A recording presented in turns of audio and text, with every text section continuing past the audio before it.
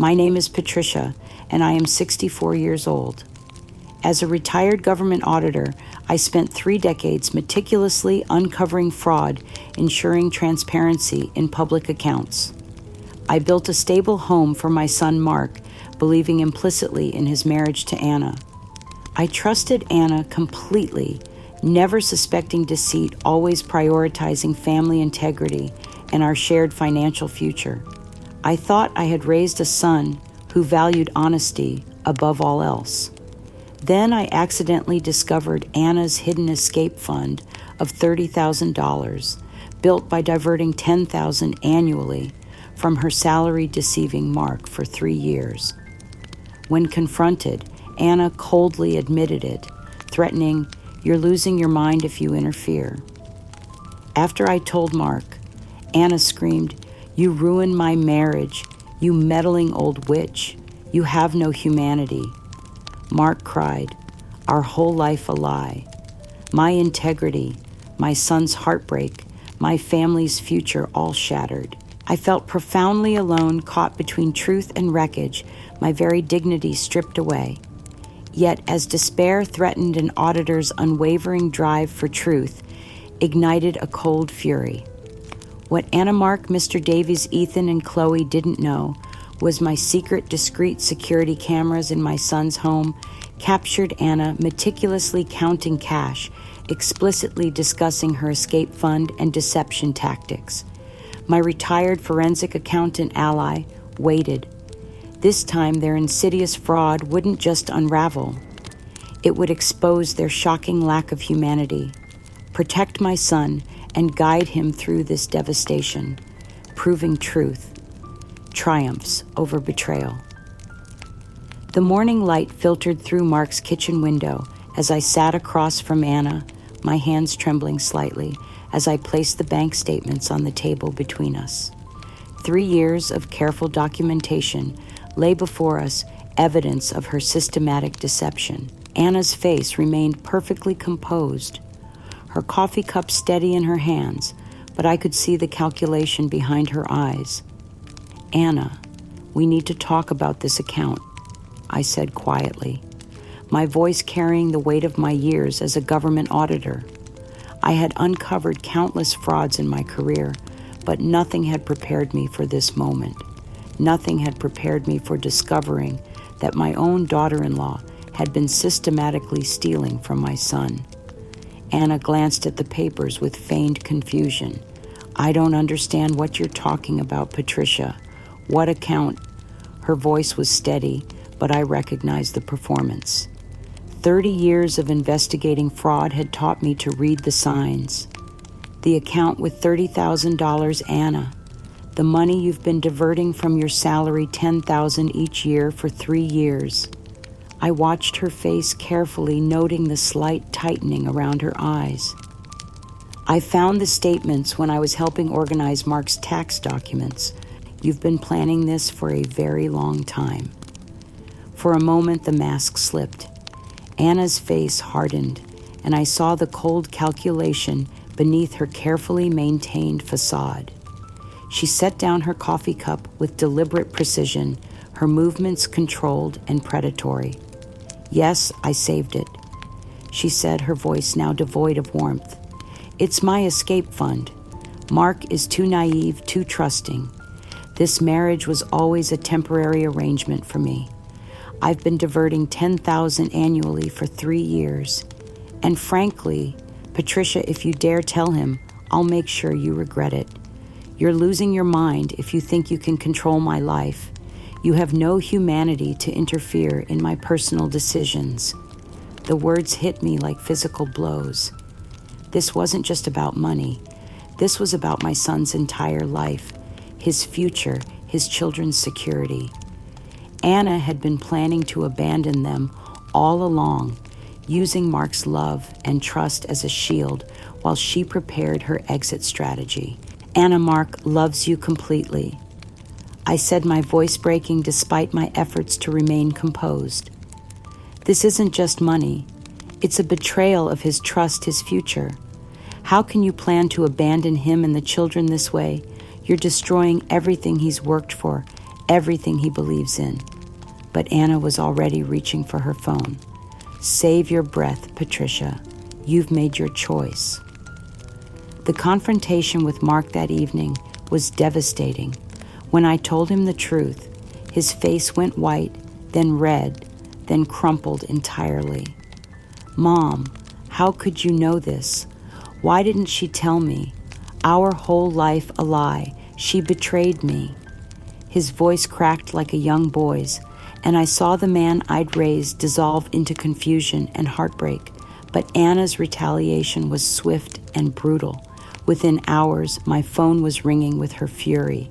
You ruined my marriage, you meddling old witch. You destroyed my family.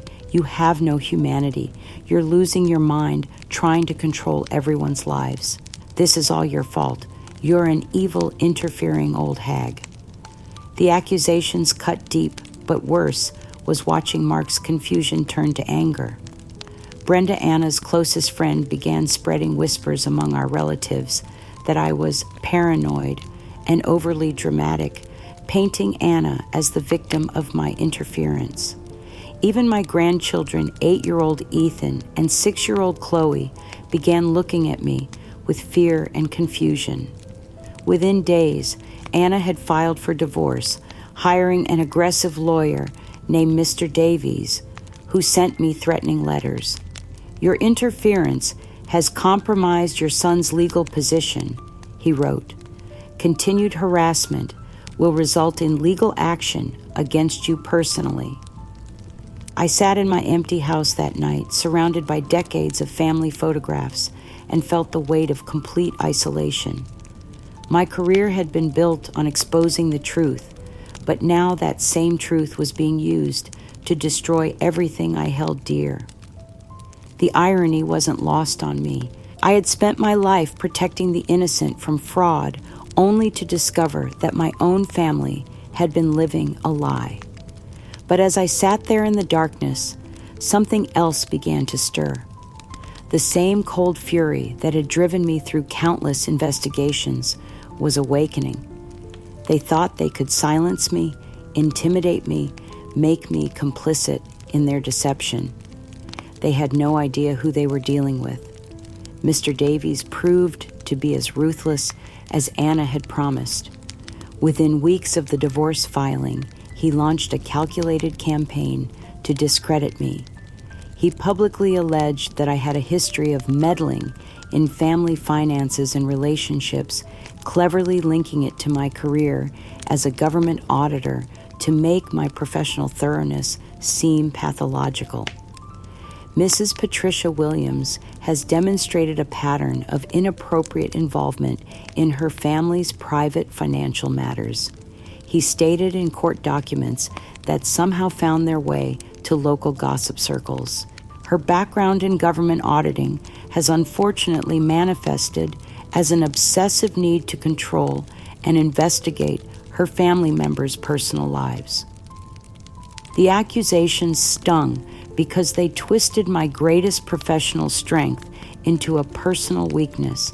Decades of serving the public interest were now being portrayed as invasive meddling. Anna amplified this narrative on social media, posting carefully curated photos of Ethan and Chloe looking distressed and needing space, conspicuously omitting me from any family imagery while implying I was the cause of their current trauma. But as the legal and social pressure mounted, I discovered something that chilled me to the bone. While investigating Anna's financial records more thoroughly, I uncovered evidence of her long-standing secret financial recklessness that went far beyond the escape fund. Hidden credit card statements revealed over $50,000 in personal debt and signs of excessive spending far beyond Anna's declared income. Designer clothes, expensive trips, luxury items, all hidden from Mark. The pattern was clear and devastating. Anna's deception wasn't merely about an escape fund. It was a systematic pattern of financial irresponsibility and profound dishonesty that had been draining my son's resources for years. She had been living a double life, maintaining a facade of fiscal responsibility while secretly accumulating massive debt and planning her exit strategy. As I sat in my kitchen surrounded by the evidence of Anna's betrayal, a deeper pain began to surface. Memories I had buried for decades started clawing their way back to consciousness.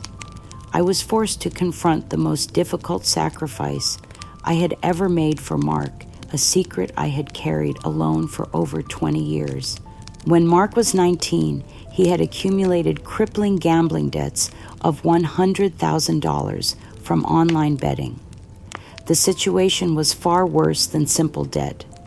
He had become involved in illegal activities to repay his creditors and was facing severe criminal charges that would have ruined his life and professional career forever.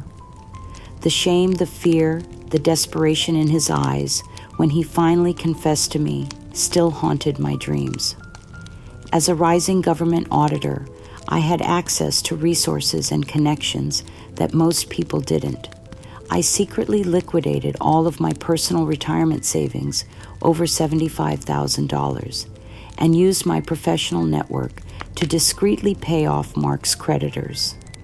I arranged for his medical leave from his job, fabricating complex records to shield him from criminal charges and public disgrace. I rebuilt his credit, secured his future, and never asked for repayment or recognition. I kept this colossal sacrifice hidden from Mark, never wanting him to bear the guilt or feel beholden to me. I wanted him to believe he had overcome his problems through his own strength and determination. But now, seeing Anna's financial manipulation and Mark's blind trust in her, the irony was unbearable. When I attempted to subtly allude to my past sacrifices for Mark, hoping to remind him of our bond without revealing the full truth, his response was devastating. "Mom, you're always trying to make me feel guilty with your so-called sacrifices. Your past choices are your own business. Anna says you're trying to manipulate me with guilt and sentimentality." The words felt like a physical blow. The son I had saved from ruin, the future I had secured with my own retirement security, was now dismissing my love as manipulation. Brenda amplified this narrative online, posting, "Some people just can't accept reality. It's sad when families have to make tough decisions for their own healing. #truth hurts." But Mr. Davies had one final twist of the knife. He proposed a settlement for the divorce that was designed to completely destroy me. If I publicly confessed to meddling in Mark and Anna's marriage and agreed to relinquish all claims to any future inheritance, Anna would graciously agree not to seek full custody of the children and would allow Mark occasional supervised visits. The proposal was calculated to bankrupt me financially and emotionally, making me complicit in the narrative of my toxic influence while ensuring Anna's complete victory. It would force me to lie about my motivations, betray my own integrity, and abandon my grandchildren to protect my son's limited access to them. As I read the legal documents that night, I felt something I hadn't experienced in decades, a cold, righteous anger that burned brighter than my pain. They thought they could break me, make me complicit in their narrative, force me to betray everything I had stood for in my career and my life. But they had forgotten something crucial about auditors. We don't just expose fraud. We document it, preserve it, and ensure it can never be hidden again. The final blow came in the form of an official legal document delivered by certified mail on a gray Tuesday morning. Mr. Davies had executed the ultimate act of banishment. The court had accepted their motion for a temporary restraining order against me based on fabricated claims of emotional harassment and interference in the custody dispute. Mrs. Patricia Williams is hereby legally prohibited from approaching within 500 feet of Mark Williams, Anna Williams, or their minor children, the order read. Any violation of this order will result in immediate arrest and criminal charges. I was now legally classified as a threat to my own family. Anna's final masterstroke had transformed me from a loving grandmother into a criminal, banned from seeing my grandchildren, forbidden from contacting my son. The woman who had spent her career upholding the law was now subject to arrest if she attempted to embrace her own family. But even this wasn't enough for them. I had one desperate card left to play one final attempt to reach the son I had raised and protected. I spent weeks carefully compiling a small personal album of cherished photographs. Pictures of Mark's childhood, his graduation, his wedding to Anna family gatherings, where we had all smiled together. I wrote a heartfelt letter filled with pure, unconditional maternal love, emphasizing our shared happy memories and my lifelong, unwavering support. My dearest Mark, I wrote, I know you're angry and confused right now, but please remember that love doesn't end because of conflict. These pictures represent the joy we've shared, the bond that can never be broken. I will always be your mother, and I will always love you no matter what anyone says. I left the album anonymously at his doorstep, hoping it might remind him of who we had been before Anna's poison took hold. For a few days, I allowed myself to hope that maybe, just maybe, he would remember our connection and reach out. Instead, I discovered the album's fate through social media. Anna posted a photograph of my carefully assembled memories, visibly torn and cut up, scattered across what looked like a garbage bag. Her caption was cruel and calculated, cleaning out the clutter. Some people just can't let go of the past, moving forward from negativity and desperate attempts to manipulate. #new beginnings. The irreplaceable photographs of Mark's childhood, our family celebrations, moments of pure joy that could never be recreated, had been destroyed like worthless trash. But what shattered me completely was the realization that Mark had participated in this destruction. He had watched Anna tear up decades of memories and approved of posting the humiliation online. Mark's own response came in the form of a brief, chilling text message. Consider this closed, Mom. You lose. Don't contact us again. Ever. You're causing too much trouble with your accusations. The son I had raised, the man I had saved from ruin, the future I had secured with my own sacrifice, had just told me I was dead to him. Anna continued her campaign of character assassination, calling mutual acquaintances and gleefully spreading rumors that I was mentally unstable and obsessed with control. But the cruelest blow came from my 8-year-old grandson. At a family gathering, I wasn't invited to Ethan, was recorded laughing and saying, "Grandma, you're crazy. Why don't you just die already?" The video made its way to me through well-meaning relatives who thought I should know. That night alone in my house, stripped of my family's presence and facing a future of complete isolation, I finally broke down. The walls I had built around my deepest secret crumbled, and I was forced to confront the most painful truth of my life. Mark was not my late husband's biological son. He was the unintended consequence of a traumatic assault I had endured decades ago during a dangerous government audit. A corrupt official I was investigating had cornered me in an empty office building, and in the violence that followed my life was changed forever. I never told my husband the truth. I couldn't bear to see his love for Mark tainted by the circumstances of his conception. Instead, I poured all my love, all my resources, all my life's work into providing Mark with a perfect life. Every sacrifice I made, every choice I made, was an attempt to ensure that the trauma of his beginning would never touch his future.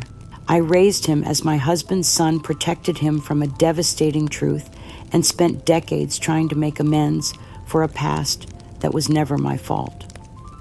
My entire life had been shaped by the determination to give Mark everything to prove that love could triumph over the darkest beginnings. Now as I sat in my empty house, legally prohibited from seeing my grandchildren and rejected by the son I had protected and provided for, the cosmic irony was unbearable. The man whose entire existence I had dedicated my life to protecting was now using my love as a weapon against me. My deepest, most selfless devotion had become his justification for my ultimate abandonment. The secret I had carried for 45 years, the truth I had buried to protect everyone I loved, now felt like a crushing weight. I had given everything to a son who would never know the full extent of my sacrifice and who had now chosen to believe the worst about my motivations. But as I sat there in the darkness surrounded by the ruins of my family, I realized something profound. Truth has a way of surfacing no matter how deeply it's buried. And sometimes when everything else is stripped away, the truth is the only thing left worth fighting for. The cameras were still recording. The evidence was still mounting. And somewhere in the darkness, an old auditor's instincts were beginning to stir again. The weeks following the restraining order descended upon me like a suffocating blanket of terror and isolation. I found myself trapped in a psychological prison of my own making, haunted by the monumental secret of Mark's true origin and the crushing weight of my hidden sacrifices. Every morning, I woke to the agonizing realization that my entire family life, meticulously curated and protected for decades, was built on a protective lie I had perpetuated for Mark's sake. The irony was devastating. As a government auditor, I had dedicated my career to exposing deception and upholding truth. Now that same commitment to truth-seeking felt like a cruel joke. The revelation that had driven me to protect Mark from his violent conception had become the very foundation of my undoing. Every loving choice I had made, every sacrifice I had endured, now served as evidence of my supposed mental instability. The isolation was complete and terrifying. I sat in my empty house, surrounded by decades of memories that now felt contaminated by Anna's poison. The silence was deafening, broken only by the constant replay of Mark's cruel words and Anna's triumphant laughter. I began to question my own reality, wondering if perhaps they were right about my mental state. But Anna and Mr. Davies weren't content with my private suffering.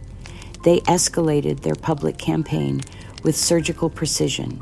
Mr. Davies began subtly leaking details of my erratic behavior to government auditing associations and financial ethics organizations. He crafted a narrative that painted me as experiencing cognitive decline, suggesting I had developed unstable fantasies about financial transparency that were affecting my judgment.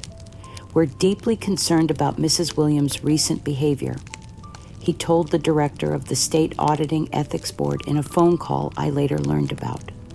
Her family has noticed increasing paranoia and obsessive tendencies related to financial matters. Given her access to sensitive government protocols during her career, we felt obligated to raise these concerns. The campaign was devastatingly effective. My reputation for meticulous accuracy and ethical conduct, built over 30 years of impeccable service, was systematically dismantled. Academic groups quietly canceled speaking engagements. Professional organizations removed my name from advisory boards. Former colleagues stopped returning my calls, and I could see the doubt in their eyes when we passed on the street. The financial devastation followed swiftly. The escalating legal fees from defending myself against the divorce proceedings and Anna's defamation lawsuit completely bankrupted me. My savings, already depleted from helping Mark decades ago, evaporated under the assault of legal bills. Anna's lawyer somehow convinced a judge to freeze my bank accounts pending investigation of financial irregularities, leaving me without access to my own money. The final blow came when I was forcibly evicted from my cherished home.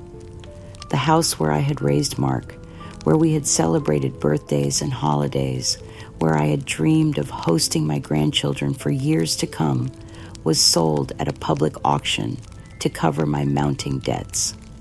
I watched from across the street as strangers walked through my garden, commenting on the outdated fixtures and old-fashioned decor. My remaining possessions were scattered across the lawn like the remnants of a failed life. Photographs of Mark's childhood, my professional awards, the handmade quilts my mother had passed down to me, all reduced to lot numbers in an estate sale. I was literally rendered homeless, stripped of my dignity and self-reliance, forced to seek shelter in a crowded, impersonal public facility. But the cruelest blow was yet to come. Mark and Anna orchestrated a public relations masterpiece that shattered what remained of my soul. They leveraged Ethan and Chloe in a charity event for a local family wellness counseling center, using my grandchildren as props in their campaign against me. I learned about it from a former colleague who sent me a link with trembling hands. There was my 10-year-old grandson, Ethan, standing at a podium in a small suit, delivering a rehearsed speech about navigating emotional challenges and finding peace when family members struggle with mental health issues. His words were carefully chosen to imply that I was the problem, the source of their family's trauma.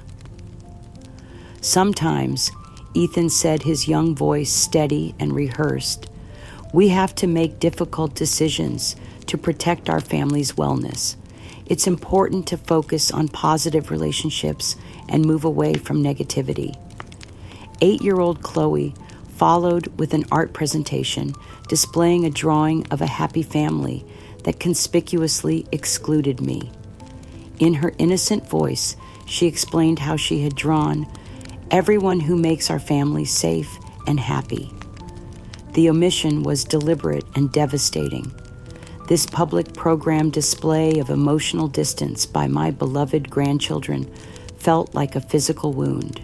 These children, whom I had dreamed of spoiling with love and wisdom, had been weaponized against me. Their innocence had been corrupted to serve Anna's narrative, and they didn't even understand how they were being used. As I sat in the homeless shelter that night, surrounded by the sounds of other broken lives, I contemplated giving up entirely. The weight of my secrets, the isolation, the public humiliation, and the loss of my grandchildren felt unbearable.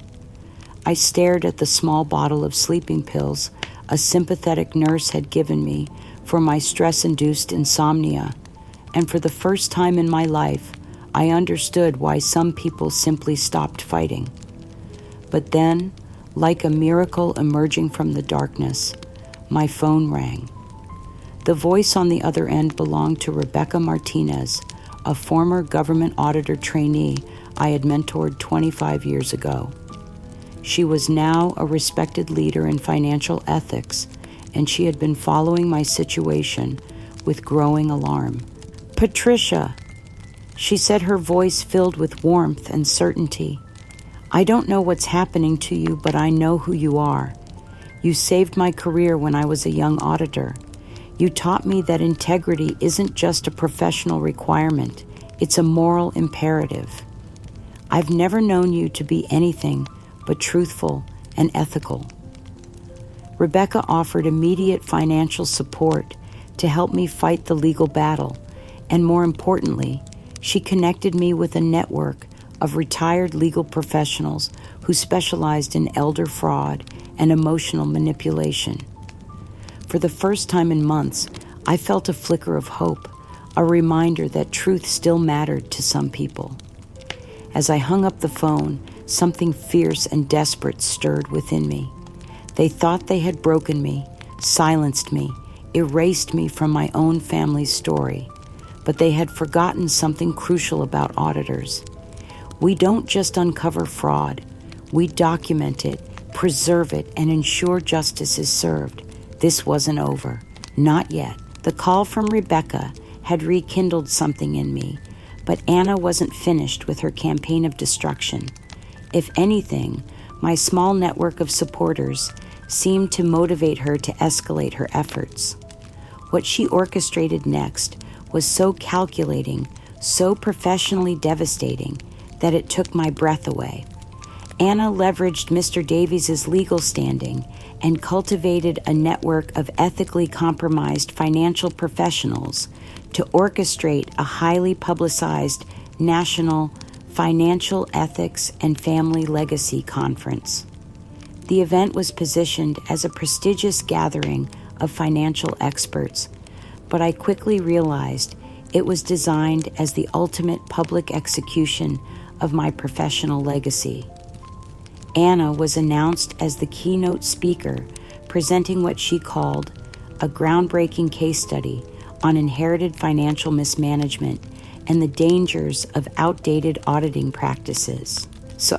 Though she never mentioned my name directly, every detail was clearly based on my financial advice to Mark over the years, but distorted and twisted beyond recognition. I learned about the conference from Rebecca, who had been invited as a respected financial ethics leader. She was horrified by what she saw in the preliminary materials and immediately contacted me.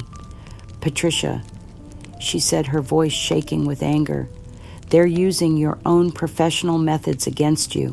They're twisting decades of sound financial principles to make you look incompetent." From my small room in the shelter, I managed to watch the live stream on a public library computer. What I witnessed was the systematic dismantling of everything I had worked for in my professional life. Anna, dressed in an expensive suit I recognized as costing more than most people's monthly salary, stood confidently at the podium, presenting herself as a visionary financial expert who had transformed stagnant family assets, despite the rigid, fear-based financial practices of older generations. "Traditional auditing methods," Anna said with a perfectly practiced smile, "often create unnecessary complications and prevent families from embracing bold, profitable financial decisions. We see this particularly in older advisors who become paralyzed by excessive caution and lose touch with modern financial realities." Every word was calculated to portray my meticulous auditing principles as outdated, even dangerous.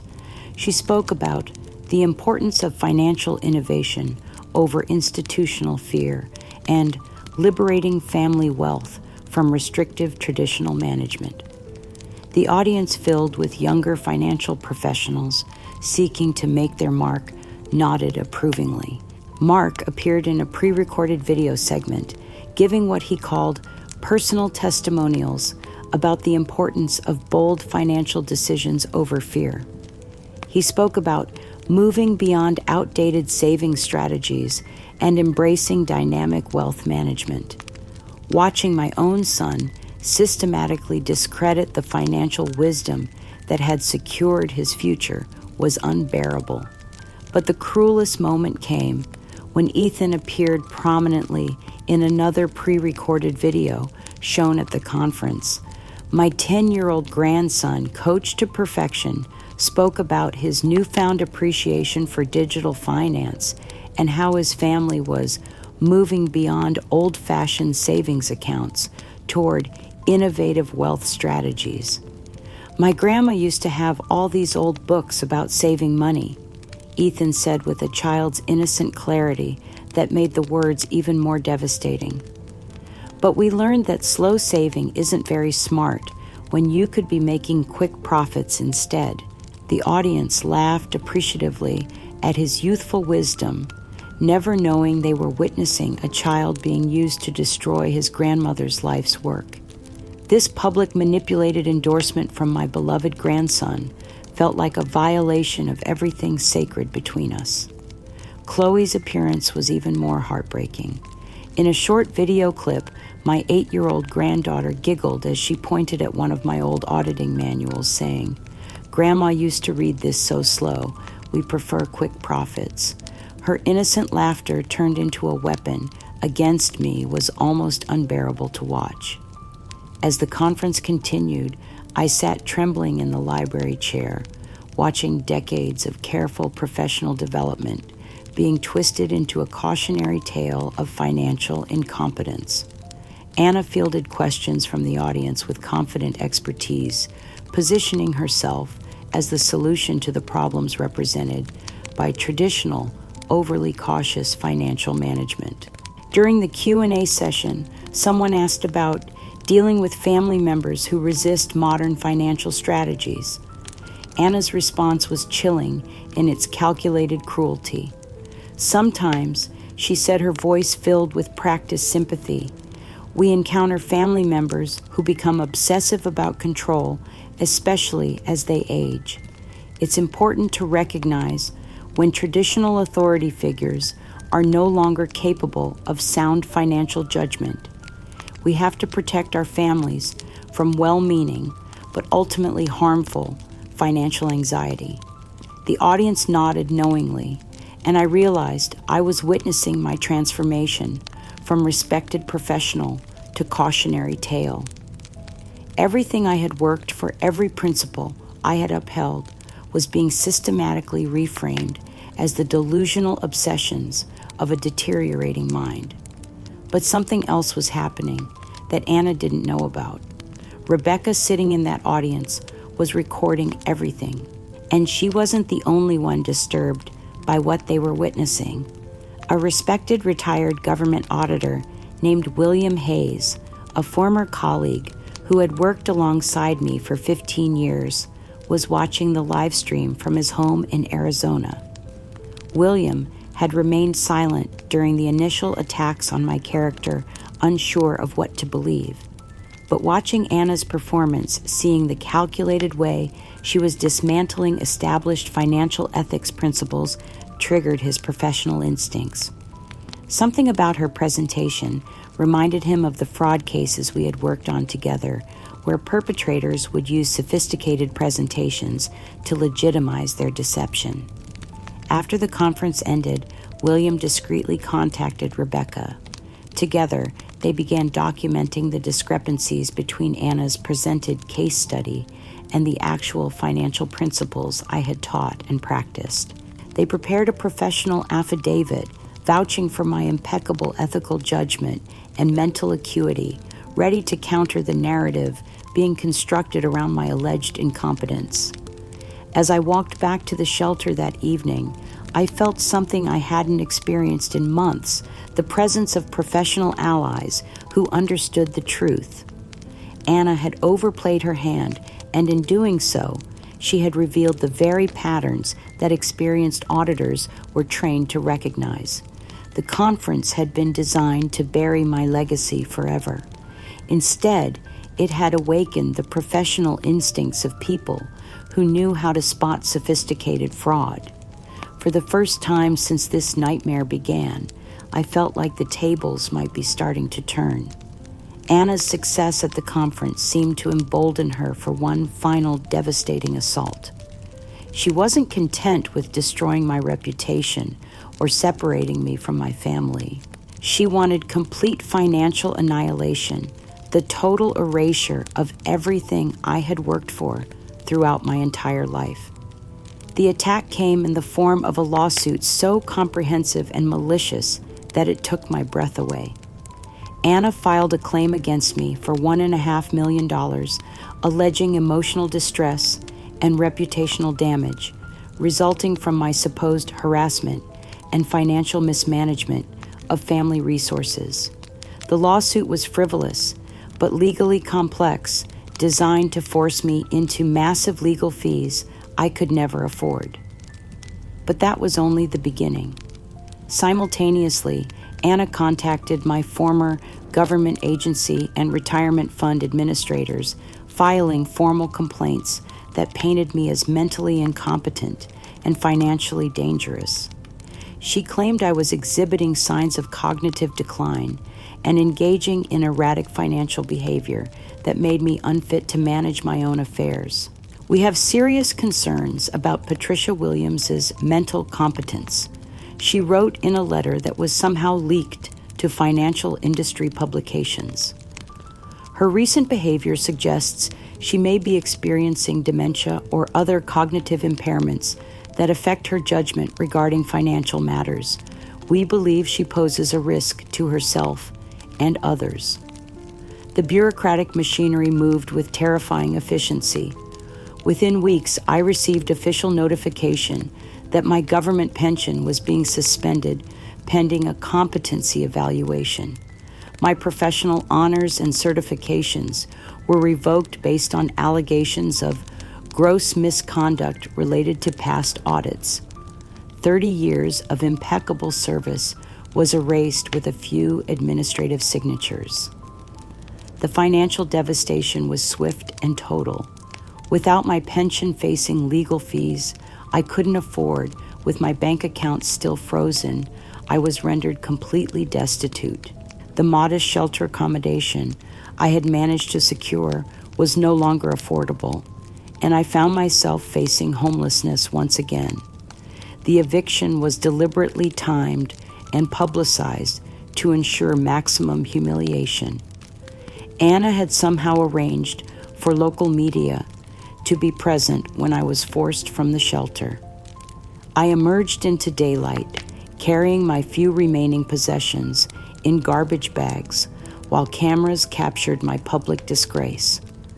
A woman who had once commanded respect in government offices, who had protected taxpayer dollars and upheld financial integrity, was now literally on the streets. The photographs appeared in local newspapers under headlines like "Former Government Auditor Evicted" and "Financial Expert Can't Manage Own Affairs." I sought refuge in a crowded, impersonal public facility where I was just another broken soul among dozens of others. The overnight shelter was filled with the sounds of coughing, crying, and whispered conversations about lost hope. I lay on a thin mattress staring at the ceiling, wondering how my life had come to this. Mark and Anna's response to my homelessness was chilling in its indifference. When approached by a journalist who asked about his mother's situation, Mark publicly stated that he had no legal or moral obligation to support someone who refuses to take responsibility for their own choices. "My mother made her decisions," he said, his voice cold and emotionless. "She chose to interfere in my marriage and create conflict in our family. These are the natural consequences of those choices." Anna posted regularly on social media about her busy schedule, managing her growing financial consulting business, subtly implying that I was simply causing drama and seeking attention through my visible struggles. They actively avoided any areas where they might encounter me unable or unwilling to face the human cost of their campaign. But perhaps the cruelest twist came through Anna's friend, who had somehow gained access to information about my financial accounts. Using funds derived from my stolen retirement savings and the proceeds from my home's forced sale, Anna purchased a massive custom-built financial advisory office in the most prestigious part of town. The grand opening was a highly publicized event, with Anna's friend organizing a dedication ceremony that proclaimed the building a tribute to Anna's business acumen and foresight in managing family assets. The irony was devastating. My stolen legacy had been transformed into a monument to Anna's success. Photographs of the gleaming office, complete with marble floors and mahogany conference rooms, were shared widely on social media. Anna stood proudly at the ribbon-cutting ceremony, surrounded by admiring colleagues and clients, her success built literally on the foundation of my life's work. The physical and emotional toll of this relentless siege finally overwhelmed my body's ability to cope. One morning in the shelter, as I was trying to get dressed, a crushing pain seized my chest. The room spun around me, and I collapsed onto the concrete floor, my body finally surrendering to the immense pressure. The heart attack was severe and nearly fatal. I was rushed to the emergency room unconscious, my life hanging by a thread. For hours I drifted between consciousness and darkness, isolated and abandoned by all but Rebecca and my small network of supporters who had somehow learned of my condition. But even in my unconscious state, my mind was working. As I lay in the hospital bed, barely clinging to life, I experienced a vivid, dream-like memory that felt more real than my present circumstances. I was back in my government office 25 years younger, working on a complex audit case that had troubled me for months. The case involved a high-ranking official who had been secretly embezzling funds from disaster relief accounts, money intended for vulnerable families who had lost everything in a flood. The pattern was sophisticated and cruel. The official would identify families in desperate circumstances, offer them special assistance, and then systematically drain their emergency aid while maintaining a facade of compassion and competence. In my dream, the fragmented pieces of that old case suddenly coalesced into a complete chilling realization. Anna's methods, her calculated manipulation, her systematic destruction of my resources while maintaining public sympathy were identical to the patterns I had professionally unmasked decades ago. She was following the exact playbook of the corrupt official I had exposed, targeting a vulnerable population, exploiting trust, and using institutional systems to legitimize her theft. The recognition hit me like a lightning bolt, even in my unconscious state. This wasn't just personal vindictiveness or greed. This was sophisticated fraud being executed by someone who understood exactly how to manipulate systems and people to achieve maximum destruction while maintaining plausible deniability. Anna was operating like a professional criminal, and I was her carefully chosen victim. As I lay there, barely alive, that realization ignited something deep within me. A flicker of the old auditor's instincts, of fierce determination that had driven me through decades of complex investigations. My body might be failing, but my mind was finally seeing the complete picture.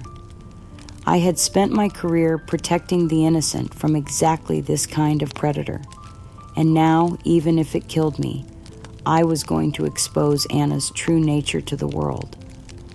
Recovery from the heart attack was slow and painful, but it gave me something I hadn't had in months' time to think clearly. The dream memory of my old audit case had provided crucial insight into Anna's methods, and I realized I had been fighting the wrong battle. Instead of defending myself against her accusations, I needed to expose her systematic fraud. From my hospital bed with Rebecca's help and the support of my small network of allies, I began documenting everything.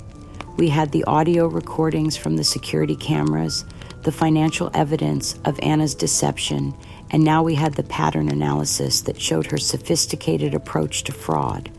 But I knew that evidence alone wouldn't be enough. I needed to reach Mark directly to bypass Anna's constant interference and speak to whatever remained of the son I had raised.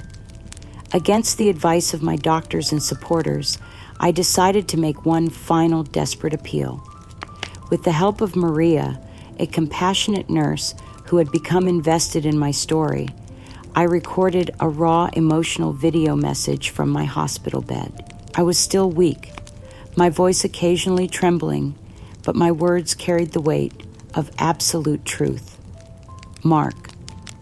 I began looking directly into the camera. I know you think I'm crazy, that I'm a bitter old woman who can't accept change, but I need you to hear something that Anna has never wanted you to know. I played the unedited audio recordings of Anna's initial conversations where she had coldly discussed her escape fund and made chilling remarks about getting the old woman's money and how easy it is to manipulate someone Mark's age. Her voice, clear and unmistakable, revealed her calculating nature and complete lack of remorse. "This is who you married, son." I continued my voice, strengthening with conviction. "This is the person you chose over your mother. But I want you to know something else, something I've never told you, because I never wanted you to feel guilty or obligated." I alluded carefully to his gambling debts from decades ago, to the financial crisis that had nearly destroyed his future, and to the massive sacrifice I had made to save him. I didn't reveal the full extent of what I had done, but I provided enough detail to remind him of the depth of our connection. "I gave up my retirement, my security, my future to protect yours," I said, tears streaming down my face. "I never asked for gratitude or repayment. I just wanted you to be happy and successful. But Anna has systematically stolen everything I saved for our family's future, and she's convinced you that I'm the villain." The video ended with a simple plea. "Please, Mark, just this once choose truth over comfort. Choose your mother over the person who is destroying our family." Maria helped me send the video to Mark's personal email, hoping it would reach him before Anna could intercept it. We waited anxiously for a response, hoping that finally seeing the evidence and hearing my perspective might break through the wall of manipulation Anna had built around him. But our hope was misplaced. Anna, who had somehow gained access to Mark's email accounts, intercepted the message before he could see it. What she did next demonstrated a level of calculated cruelty that took my breath away. Anna took my raw emotional video and my audio evidence, and she systematically manipulated them using sophisticated digital editing software. She altered the tone of my voice, spliced segments out of context, added ominous background noise, and cut sentences to change their meaning entirely. The result was a grotesque distortion of my message that made me appear paranoid, vindictive, and mentally unstable. My desperate pleas for truth were reframed as grandiose delusions and manipulative blackmail attempts. The audio evidence of Anna's confession was either removed entirely or distorted beyond recognition. Anna then sold this heavily doctored video to a prominent national gossip news channel, presenting it as exclusive evidence of my deteriorating mental state. She positioned herself as a concerned daughter-in-law trying to protect her family from a dangerous, unstable woman who was attempting to blackmail her own son and defame her deceased husband. The story went viral within hours. News anchors discussed my tragic decline and the difficult position Anna found herself in dealing with a family member who had clearly lost touch with reality. The manipulated video was played repeatedly, each viewing further, cementing the narrative of my mental instability. But Anna wasn't finished. She convinced Mark to appear on national television for what she called a healing interview about dealing with family mental health challenges. I watched in horror as my son, tears streaming down his face, expressed profound sadness over my deteriorating condition. "My mother was once a brilliant, capable woman," Mark said, his voice breaking with practiced emotion. "But something has changed in recent years. She's become obsessed with conspiracy theories and financial paranoia. It's heartbreaking to watch someone you love lose touch with reality." He brought Ethan onto the camera, with him my 11-year-old grandson looking appropriately sad and worried as he stated, "I wish Grandma could get better. We just want her to be happy and healthy again." The interview was a masterpiece of manipulation, portraying Anna as the long-suffering family member trying to cope with my alleged mental decline, and Mark as the devoted son torn between love and necessary boundaries. The national audience saw a tragic family situation where a once respected woman had descended into paranoia and delusion.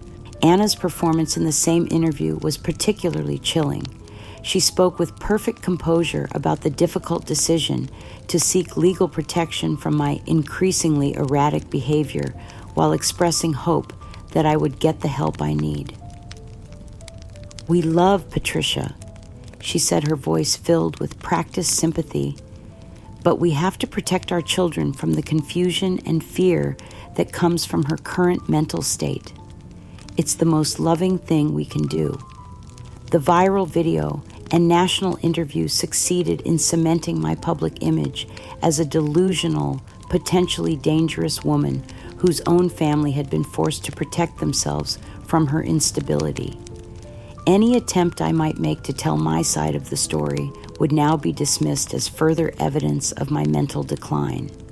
But something else was happening that Anna couldn't control.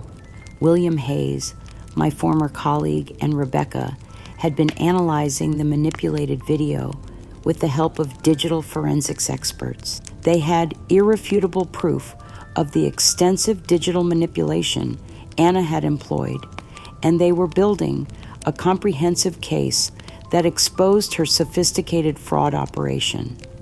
More importantly, they had quietly contacted other retired auditors and financial professionals who had been following my situation with growing concern. A network of support was forming, comprised of people who understood both Anna's criminal methods and my professional integrity. As I lay in my hospital bed that night watching the news coverage of my tragic decline, I felt something I hadn't experienced in months, a cold professional calm. Anna had made a critical error. In her eagerness to destroy me completely, she had created evidence of her own criminal behavior that could be analyzed and exposed by experts who understood fraud investigation. The auditor in me recognized that Anna had finally overplayed her hand, and now it was time to conduct the most important investigation of my career. My recovery from the heart attack was slow, but it gave me something precious clarity. As I lay in that hospital bed, Rebecca and William worked tirelessly with their network of retired legal professionals to build an ironclad case. What we discovered went far beyond what I had initially suspected. Through careful investigation, Rebecca uncovered a forgotten government bond I had purchased decades ago as part of my retirement planning. The bond had matured to over $200,000 money that Anna had never known existed. Combined with a substantial charitable fund established by my legal allies specifically for elder abuse cases, I finally had the resources to fight back properly. I hired a formidable legal team, a renowned forensic accountant named Sarah Chen, a veteran real estate attorney called Robert Walsh, and an aggressive elder abuse prosecutor, Maria Santos. Together, we launched a massive federal civil and criminal lawsuit against Anna Mark and their accomplices for fraud, elder abuse, and national defamation. The case attracted global attention due to the viral videos Anna had orchestrated. News outlets around the world picked up the story of the government auditor's revenge, and suddenly people were paying attention to the epidemic of elder financial abuse that had been hiding in plain sight. But the real bombshell came when we prepared to present our evidence in court. The hidden security cameras I had installed in Mark's home had captured far more than Anna's original confession about the escape fund. Hours of footage revealed the true scope of her deception and the chilling callousness with which she had planned my destruction. The trial began on a crisp October morning with the courthouse packed and cameras rolling. I sat at the plaintiff's table, my hands steady for the first time in months, watching as Anna entered the courtroom in an expensive suit, her confidence still intact. She had no idea what was coming. When Sarah Chen stood to present our evidence, the courtroom fell silent. "Your Honor," she said, her voice clear and professional, "we have audio and video evidence that will demonstrate the calculated systematic destruction of Patricia Williams by individuals who exploited her trust and love to commit serious crimes. The first recording began to play. Anna's voice, clear and unmistakable, filled the courtroom as she meticulously counted cash from her hidden account. $10,000 this year, she said to someone off camera. Mark has no idea. The old woman's too trusting and he's too stupid to notice. The footage continued showing Anna discussing her escape fund and deception tactics with Mark, detailing how she had lied about her salary and planned her financial exit. But the most devastating moment came when Anna's voice turned cold and calculating. The old lady's becoming a problem. Anna said, her face visible on the security camera as she spoke into her phone. She's too smart for her own good. We need to get her out of the picture completely, make her look crazy, discredit her professionally. David, you know what needs to be done. The response from Mark, barely audible, but captured clearly by the sensitive equipment, was chilling. Whatever it takes, Anna. I'm tired of her interfering. Sometimes I wish she would just die already and make this easier for everyone. The courtroom erupted in gasps and whispered conversations. I watched Anna's face drain of color as she heard her own words, played back the calculated cruelty laid bare for the world to see. But there was more. The recordings revealed Anna's explicit instructions to Mark on how to manipulate the grandchildren, how to present themselves as victims of my mental decline, and how to systematically isolate me from any source of support. Every cruel tactic, every manipulative strategy had been captured in high-definition clarity. But perhaps the most damaging evidence came when the court heard Anna's conversations with Mr. Davies, where she explicitly discussed forging documents and bribing officials to expedite my financial ruin. The conspiracy was vast and well documented, involving multiple accomplices who had participated in my systematic destruction. When Mr. Davies was called to testify, confronted with undeniable video evidence of his complicity, he broke down completely on the witness stand. She threatened to ruin my practice if I didn't help her. He sobbed, his professional facade crumbling. She said Patricia was just a bitter old woman who deserved what was coming to her. I never thought it would go this far. His confession opened the floodgates for other co-conspirators to come forward, each revealing another layer of Anna's calculated campaign against me. Bank officials who had been bribed to freeze my accounts, social workers who had been fed false information about my mental state, even the shelter administrators who had been paid to make my life as miserable as possible. When Anna was finally called to testify, the transformation was shocking. The confident, composed woman who had entered the courtroom was gone, replaced by someone who looked fragile and defeated. Confronted with hours of her own recorded words, her careful facade began to crack. I don't remember saying those things. She stammered, her voice barely audible. I was under a lot of stress. Patricia was interfering in our marriage, and I just wanted her to stop. But as more recordings played, Anna's composure completely shattered. She began sobbing uncontrollably, her body shaking as the full magnitude of her actions was laid bare. I never meant for it to go this far, she wailed. I just wanted the money. I never wanted to hurt anyone. The sight of her complete psychological collapse was both vindicating and heartbreaking. This was the woman who had systematically destroyed my life, reduced to a broken shell of her former self. I felt no joy in her suffering, only a profound sadness that it had come to this. When Mark was called to testify, his breakdown was even more devastating. Hearing his own voice expressing a wish for my death Seeing the evidence of his active participation in my destruction, he crumbled completely. "Oh God," he whispered, his face in his hands. "What have I done? What have we done to you, Mom?" The trial lasted 3 weeks, with each day bringing new revelations about the scope of the conspiracy against me.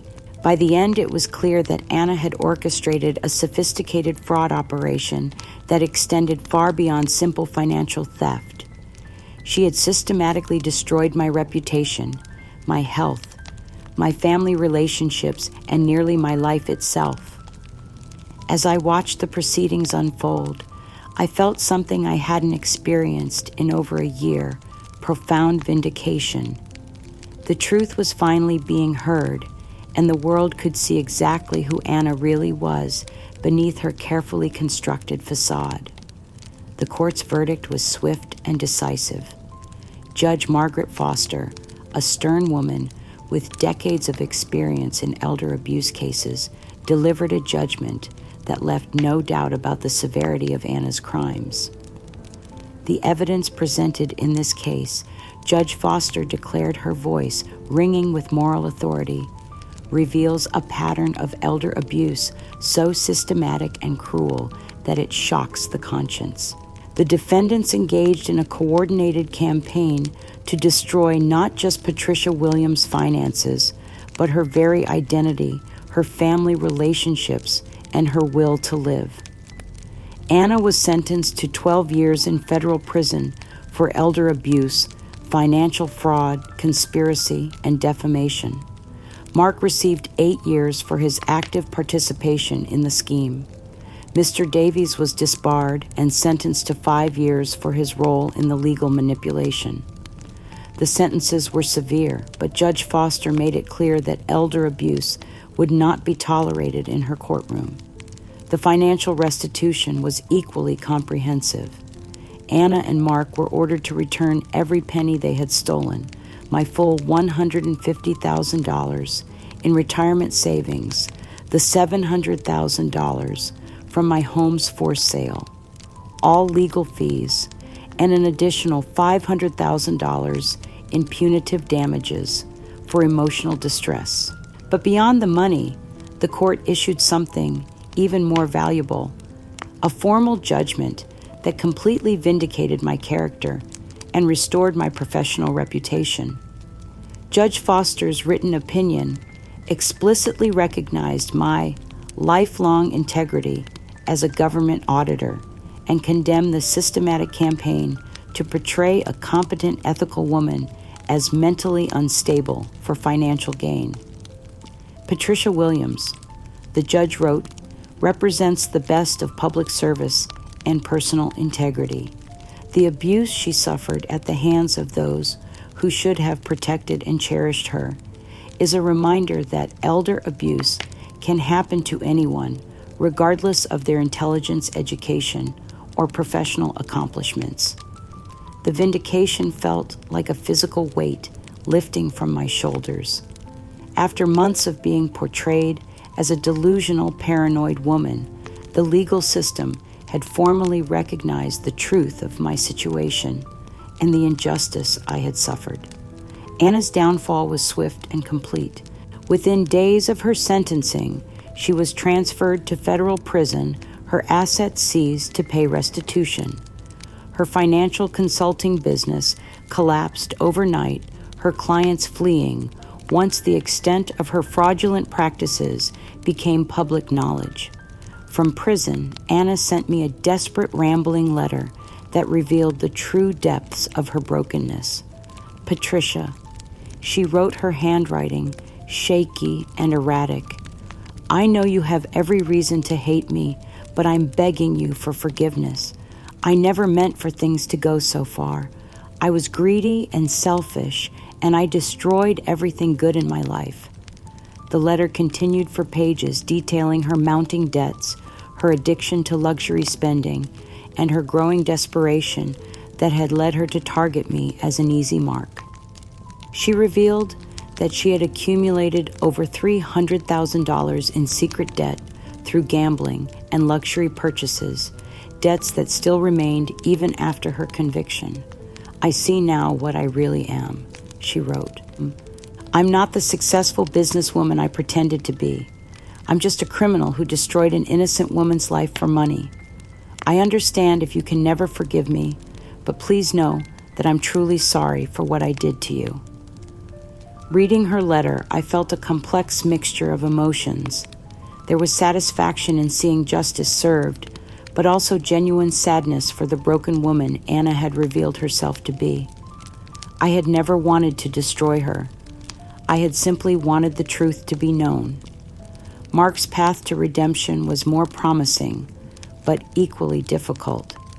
From his minimum security facility, he sent me a series of letters that showed genuine remorse and self-reflection.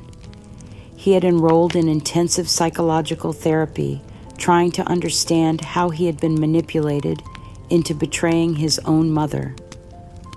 Mom, he wrote in his first letter, I have spent every day since the trial trying to understand how I could have chosen Anna over you, how I could have believed her lies about your mental state when I knew better than anyone how intelligent and capable you are.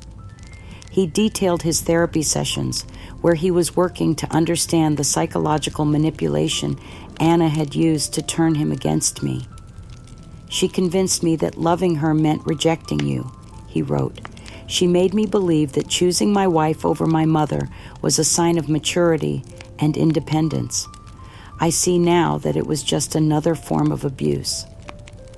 Mark's letters became a regular part of my life, each one showing progress in his understanding of what had happened to our family. He took full responsibility for his choices, never trying to excuse his behavior by blaming Anna's manipulation. I was a grown man, he wrote. I should have questioned her stories about you. I should have trusted my own knowledge of your character. Instead, I chose the easy path of believing what I wanted to hear. I failed you as a son, and I failed myself as a human being. The healing process extended to my grandchildren as well, though their journey was perhaps the most heartbreaking of all. Ethan and Chloe had been pawns in their parents' game, manipulated and coached to participate in my destruction without understanding what they were doing.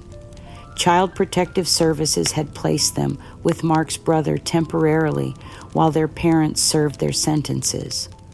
Through family therapy, they began to understand the truth about what had happened to their family. Ethan, now 12 and old enough to grasp the complexity of the situation, wrote me a letter that brought tears to my eyes. Grandma Patricia, he wrote in his careful handwriting, I'm sorry I said those mean things about you.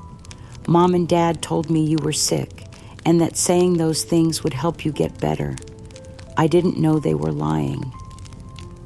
Chloe at 10 was still struggling to understand why her parents were in prison and why everything she had been taught about our family was wrong. But she too reached out asking to visit me and learn about her real family history. Their first visit to my restored home was tentative and emotional. Both children seemed smaller and more fragile than I remembered, carrying the weight of their parents' crimes and their own unwitting participation in my abuse. Are you really our grandmother? Chloe asked quietly, studying my face as if seeing me for the first time. I am, I told her gently. I always have been, and I always will be, no matter what anyone told you. Slowly, carefully, we began to rebuild our relationship. I showed them photo albums from their father's childhood, told them stories about their family history, and helped them understand that love doesn't require choosing sides or rejecting family members. The victory felt profound, but bittersweet. My stolen funds had been returned, my dignity restored, and my home secured. But the cost had been enormous. Anna and Mark were imprisoned and broken. My grandchildren were traumatized and confused. The family I had tried so hard to protect had been shattered, perhaps irreparably. Yet as I sat in my restored home that first night, after the trial, I felt something I hadn't experienced in over a year, peace. The truth had finally triumphed, and while the road to healing would be long, at least it was built on a foundation of honesty rather than lies. 2 years after the trial, my life had transformed in ways I never could have imagined during those dark months of isolation and despair. My home, meticulously restored with the restitution money, had become a sanctuary once again, but this time it was even more precious because I understood how easily it could be lost. The house buzzed with life in a way it hadn't for years. Mark had been released early for good behavior and was living in a halfway house while completing his rehabilitation program. Every Sunday he came for dinner, bringing Ethan and Chloe with him. These weekly gatherings had become the cornerstone of our healing process. Mark's transformation was remarkable. The therapy and soul-searching he had undergone in prison had fundamentally changed him. He was more thoughtful, more humble, and more genuinely present than he had ever been as an adult. Our conversations now had a depth and honesty that I had never experienced with him before. "Mom," he said during one of our Sunday dinners, "I want you to know that I think about what I did to you every day, not in a self-pitying way, but as a reminder of who I never want to be again. You raised me to value integrity above everything else, and I threw that away for comfort and convenience." His commitment to making amends went beyond words. Mark had taken a job as a counselor for other families affected by financial fraud, using his experience to help people recognize the warning signs of manipulation. He donated his entire salary to elder abuse prevention organizations, living on a modest income from part-time work while he rebuilt his life. Ethan and Chloe, now 14 and 12, had blossomed under the influence of truth and stability. The therapy they had received helped them process their complex feelings about their parents' crimes and their own unwitting participation in my abuse. But more importantly, they were learning what healthy family relationships looked like. "Grandma Patricia," Ethan said one evening as we worked together in my garden, "I'm glad we know the truth now, even though it's hard. Living with lies felt bad inside, even when I didn't understand why." Chloe had become my constant companion on weekends, eager to learn about cooking, gardening, and the family history she had been denied. She often asked thoughtful questions about integrity and making difficult choices, showing a wisdom beyond her years. "Will Mom and Dad ever be the same when they get out of prison?" she asked one day. "I don't know, sweetheart," I told her honestly, "but I hope they'll be better. Sometimes people have to lose everything to find out what really matters." Anna's letters from prison had become less frequent, but more genuine over time. The desperate, manipulative tone of her early correspondence had given way to something that seemed like authentic remorse and self-reflection.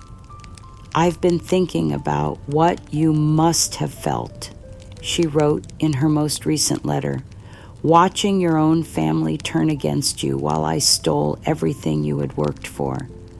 I can't imagine the pain I caused you, and I know I have no right to ask for forgiveness, but I want you to know that I understand now what I really am, and I'm trying to become someone better." Anna had enrolled in a prison education program and was working toward a degree in social work, hoping to help other women who had fallen into patterns of manipulation and financial crime. Whether her transformation was genuine or just another performance remained to be seen, but I found myself cautiously hopeful. But perhaps the most meaningful change in my life was the work I had taken on as a national advocate for elder abuse prevention. The publicity from my case had brought attention to the widespread problem of financial exploitation of seniors, and I found myself in demand as a speaker and consultant. I had written a memoir about my experience titled The Auditor's Truth, A Mother's Fight for Justice, which had become a bestseller and resource for other abuse survivors. The book tour took me across the country, where I met countless other seniors who had suffered similar betrayals by trusted family members. Rebecca and I had founded a nonprofit organization called Truth and Justice for Elders, which provided legal resources and support for seniors facing financial abuse. We worked with a network of retired professionals who donated their time to help victims build cases against their abusers. The work was demanding, but deeply fulfilling. Every letter I received from someone who had been helped by our organization, every successful case that resulted in justice for an abused elder, reminded me that my suffering had not been in vain. I had transformed my pain into purpose, my trauma into a tool for helping others. My days were full and meaningful in ways I had never expected. Mornings were often spent writing or responding to correspondence from abuse survivors. Afternoons might find me consulting with lawyers on complex elder abuse cases or speaking at conferences about financial fraud prevention. Evenings belonged to my family. Mark, Ethan, Chloe, and I would sit on my restored porch talking about their days, their dreams, their struggles and triumphs. These conversations, built on a foundation of truth and mutual respect, were more precious to me than all the professional accolades I had ever received. The relationship with my grandchildren had evolved into something beautiful and authentic. They no longer saw me as an obligation or a source of conflict, but as a source of wisdom, stability, and unconditional love. They brought friends over to meet their amazing grandmother and proudly shared stories about my work helping other families. As I look back on the journey from my lowest point in that homeless shelter to this life of purpose and connection, I marveled at the resilience of the human spirit. The trauma I had experienced would always be part of my story, but it no longer defined me. Instead, it had become the foundation for a deeper understanding of justice, compassion, and the importance of speaking truth even when it's difficult. I kept a framed copy of Judge Foster's vindication on my desk, not as a trophy, but as a reminder that truth, though it may be delayed, will ultimately prevail. The inscription I had added below it read, "Integrity is not a sometimes thing. It is the foundation upon which all meaningful relationships and all lasting peace are built." 5 years have passed since that terrible night when I collapsed in the homeless shelter, my body finally surrendering to the weight of betrayal and isolation. As I sit in my garden this evening, watching Ethan help Chloe with her homework at the patio table, while Mark prepares dinner in my kitchen, I am struck by the profound transformation that suffering can create when it's met with unwavering commitment to truth. My home radiates with the warmth of genuine family connection, rebuilt on a foundation of honesty rather than manipulation. The laughter that fills these rooms now carries a deeper resonance because it's earned, not performed. Mark and I have discovered a relationship we never had before, one built on mutual respect and shared commitment to integrity rather than obligation and guilt. The work I do now helping other elderly victims of financial abuse has given my later years a purpose I never anticipated.